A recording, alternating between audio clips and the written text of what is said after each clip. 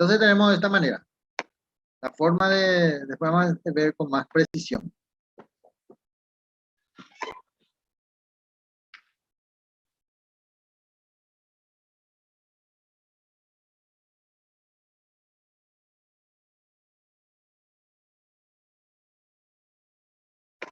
Tenemos las enzimas, que serían representados de esta manera. Un sustrato, que sería la sustancia sobre el cual va a actuar la enzima. Entonces ahí forma un complejo enzima-sustrato. Esta sería la unión. Ven que la unión no es de cualquier forma. El sustrato se ubica en el sitio activo de la enzima. Y esta enzima que se convierte luego en complejo enzima-sustrato va a liberar la enzima, que sería la original, igual que la original, más el producto. Es decir, que este sustrato, que al principio vamos a suponer que esto sea glucosa, pues, y esto sea glucosa 6-fosfato, mejor dicho, exoquinasa. Entonces, lo que va a suceder es que esta enzima, que sería la exoquinasa, más la glucosa, formaría el complejo exoquinasa-glucosa y liberaría la enzima producto, que sería la glucoquinasa más glucosa 6-fosfato, por ejemplo. Entonces, esto sería el mecanismo más común de representar. Pues, es decir, que las enzimas no se consumen, participan en la reacción, pero no se consumen. Esa es una de las particularidades que tienen. ¿Qué es lo que hace en términos prácticos? En términos prácticos, lo que hacen las enzimas son disminuir la energía de activación. Es decir, esta línea roja que está aquí presente sería la enzima, la energía de activación de una sustancia X, sin la intervención de una enzima. Evidentemente, si esto fuera una especie de subir una montaña, subir acá cuesta muchísimo más. Lento, lento, lento, lento, lento, lento, lento, y después, una vez que alcanza el máximo de la energía de activación, entonces sería ya rápido después. Pero para lograr eso es súper lento. Por eso que decíamos que si las enzimas, las células no tendrían oportunidad de sobrevivir, ¿ya? Entonces, ¿qué es lo que hace estas enzimas? Disminuir, sería esto. Disminuir a la mitad. En este caso está representado como la mitad. La energía de activación, por lo tanto, es mucho más rápido subir esto que subir todo esta empinada curva. Y luego se produce la enzima y el producto. Es decir, que el tiempo de reacción disminuye enormemente. Acá hay un ejemplo, la enzima activada de la hidrólisis de la urea baja de 30 a, mejor dicho, la energía de activación baja de 30 a 11 kilocalorías. Fíjense, casi el 80% baja, con la acción de la enzima acelerando más o menos de 10 a la 14 veces más rápido. El aumento de la temperatura necesario para producir la reacción no catalizada sería 529 centígrados. Eso prácticamente es imposible de lograr en el cuerpo. O sea, 526 grados centígrados nadie aguanta, se va a derretir. Sin embargo, con la ayuda de la enzima, a 37 grados esto va a ocurrir.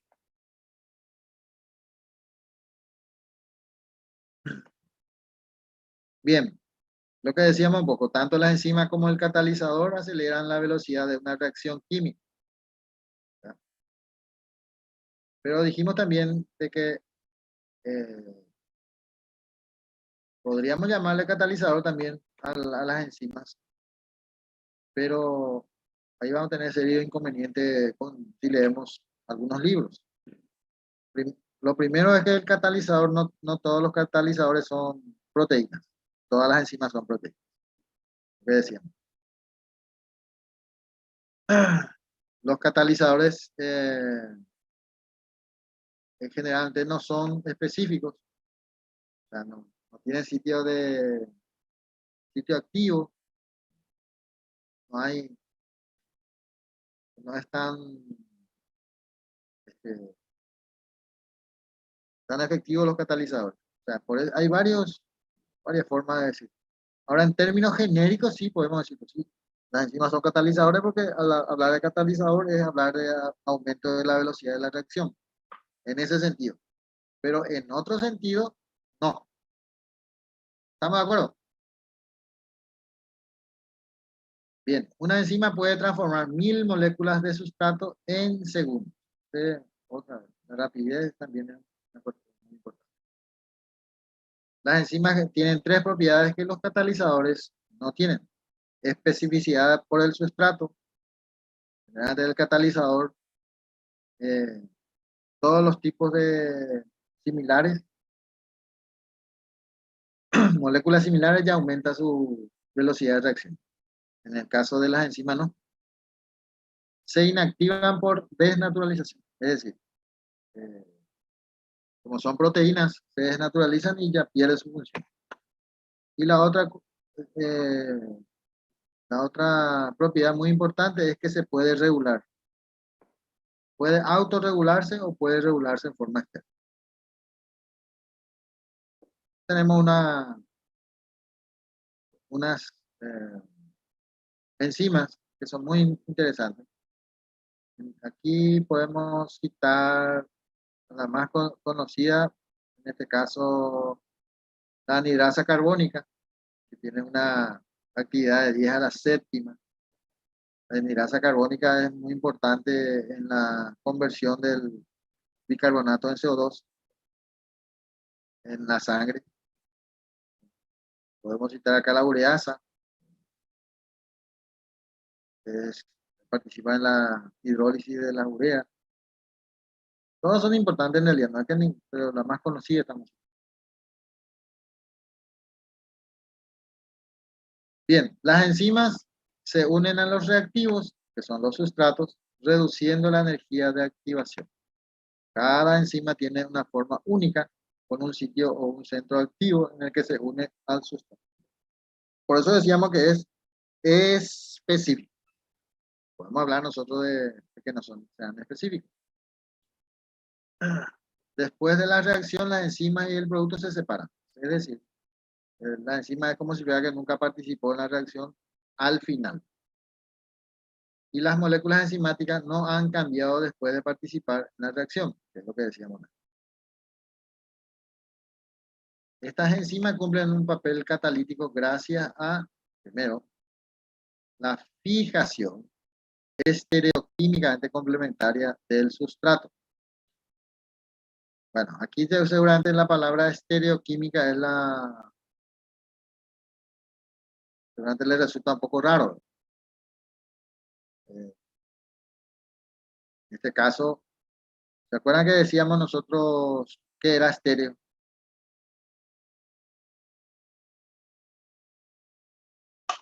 ¿Se acuerdan? ¿Qué era? ¿Cómo? La radio. ¿Qué tenía la radio? A ver. ¿Qué significaba estéreo? Estéreo. Tenía Estéreo un significa... grupo Esther. No, estéreo significa espacio. ¿Se acuerdan que hablamos de la radio? Que la radio Ah, era estéreo y que el sonido era envolvente, como que te atrapa, porque era espacial. Bueno, el sonido, no la radio. Bueno, Entonces, estereoquímicamente quiere decir que ocupa un lugar químico específico, donde va a ser fijado. Si nosotros retomamos dibujo, aquí, ¿ven? Este sustrato tiene que tener la forma, esta forma, para que encastre acá. ¿Ven? Si es que no tiene esta forma, y esto sería estereoquímico, espacio estereoquímico, sería el sitio activo, a eso se refiere. Y ahí es donde se fija. Bueno, luego hay una transformación catalítica del mismo, o sea, del sustrato, y en ambas funciones participan cadenas laterales de los aminoácidos, como son proteínas, tienen que tener cadenas laterales, grupos o moléculas no proteicas, como por ejemplo grupos prostéticos, que no son proteínas, iones metálicos y cofactores. Son coadyuvantes, no son...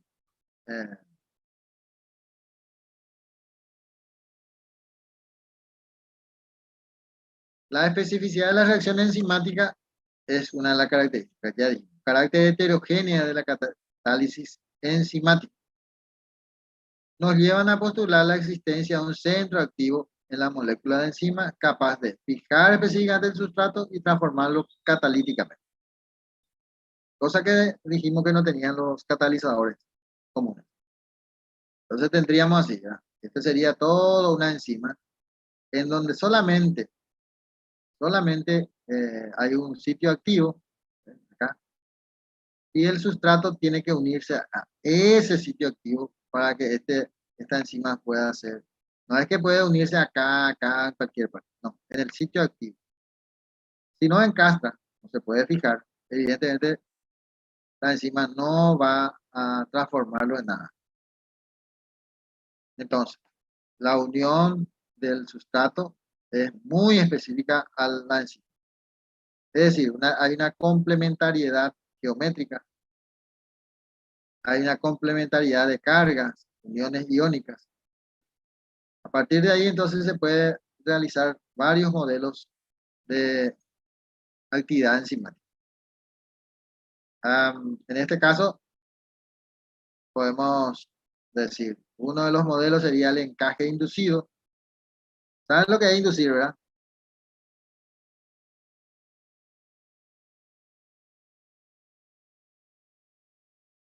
¿Qué es inducir?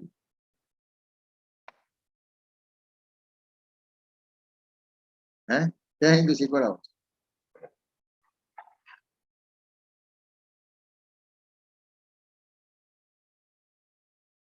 ¿Alguien me Hacer puede que, decir? A ver, hacer que suceda algo. hacer que suceda algo. Es decir, por ejemplo, vos le podés inducir a tu compañero o a tu compañera a estudiar, por ejemplo. Entonces sería una inducción positiva, ¿verdad? O sea que vos en realidad lo que le haces es como hacer la liga. Vamos a estudiar, no a hacer no sé qué cosa, ¿verdad? O sea que vos le estás induciendo a que se realice, a realizar una actividad. O a que Influir influir, exactamente, influir en la otra persona, claro. En este caso, estaríamos hablando de moléculas. Una molécula le induce a otra molécula para realizar ciertas cosas. ¿Se entiende la idea, verdad? Por eso que de repente es muy importante entender en castellano esto para que sea más comprensible. Si nosotros esto entendemos en castellano, luego le aplicamos y ya es más fácil de entender. Entonces, por ejemplo, si no tuviera la forma geométrica o la carga o, o la complementariedad que debería tener, y entonces se le induce, ¿verdad? Se le induce a que tenga. Entonces, ese sería un encaje inducido. Ese sería un modelo. El otro modelo es llave cerradura, que es la más común de la forma de explicar este, el tema de la actividad enzimática. Y el otro modelo sería el estado de transición. Transición, ¿qué dice? ¿Qué significa transición en castellano?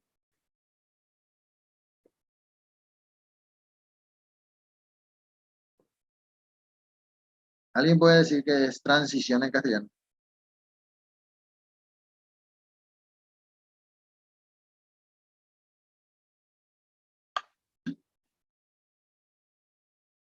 Un proceso para ir cambiando o no.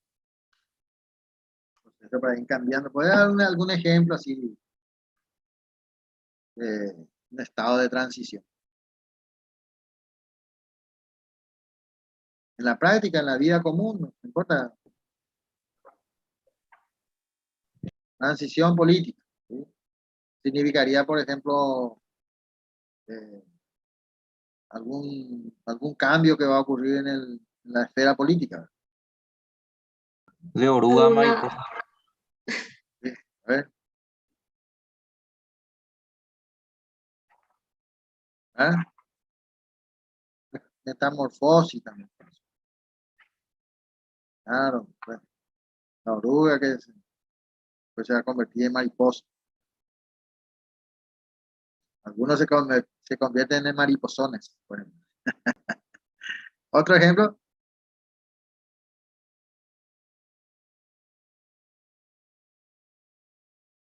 es decir que la transición quiere decir que no va a permanecer eternamente, excepto nuestra democracia que sigue siendo en transición de 30 años, ¿verdad? Ya no se le puede llamar transición, ¿verdad? Por ejemplo, el noviazgo es transición. O termina o te casas, así nomás. Pero no puede ser tener 90 años y somos novios, eres. ¿Entienden la idea, verdad? Bueno, entonces, yo insisto en esto de comprender en castellano las cosas que hablamos, porque eh, si no entendemos lo que es en castellano, a veces se complica un poco. Bien, entonces vamos a hablar un poco de la teoría de la acción enzimática del tipo 1, que sería modelo de llave y cerradura. Es lo más sencillo que hay, por eso decía, es lo más común y más sencillo. Es decir, que el sustrato, el reactivo, eh, con la enzima se acoplan de forma estereoespecífica. Estéreo, ¿se acuerdan que era? De la misma manera que una llave se ajusta a su cerradura. Es decir, es tan específico que, por ejemplo, yo tengo una llave que es para abrir mi puerta, que otra llave no, por más que parezca que le va a calzar, no abre. Solamente la llave específica es la que abre, ¿verdad? Este es el modelo que muchísimo tiempo se aceptaba y hoy se considera insuficiente al no explicar algunos fenómenos, por ejemplo, eh, y cómo es que se inhibe entonces. O sea, cómo una llave deja de funcionar. Cómo es que hoy abre esta puerta y mañana ya no abre. Entonces, en este caso, ya no explica esta, o sea, que una llave, la llave de teoría, teórico mejor dicho, la condición teórica de la llave de cerradura es que siempre tiene que abrir. Entonces, no explica cómo hay una inhibición enzimática en ese caso. ¿Saben lo que es la inhibición enzimática, verdad?